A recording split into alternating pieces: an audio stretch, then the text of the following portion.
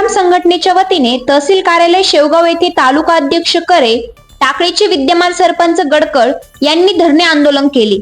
आंदोलनामध्ये त्यांनी त्यांच्या काही प्रमुख मागण्या प्रशासनासमोर मांडल्या। त्या मागण्या अशा की खूप दिवसापासून प्रलंबित असणारे रेशन कार्ड लवकर वितरित करून त्याचा प्राधान्य कुटुंब या योजनेत समावेश करण्यात यावा, नाव कमी करणे व समाविष्ट करणे याचे काम सेतूकडे द्यावे, अन्यथा तहसीलमध्ये या कामासाठी अधिकृत माणसाची नियुक्ती करावी। तलाठी व मंडळाधिकारी यांच्याद्वारे गरीब कुटुंबाचा सर्वे करून गरीब कुटुंबांना रेशन कार्ड देण्यात यावे, या मागणीसाठी धरणे आंदोलन करण्यात आले।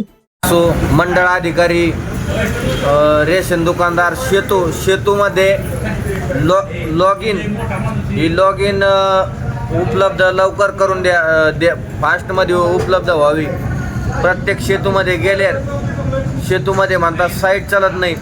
ही महाराष्ट्राचे मंत्री छगन भुजबळ यांनी या वेबसाईटमध्ये लक्ष घालून हे गोरगरीब जनतेचे रेशन कार्डसाठी वेबसाईट फास्ट करावी व काही त्रुटी असल्या लॉगिंगच्या अख्ख्या शेतूमध्ये त्या कराव्या।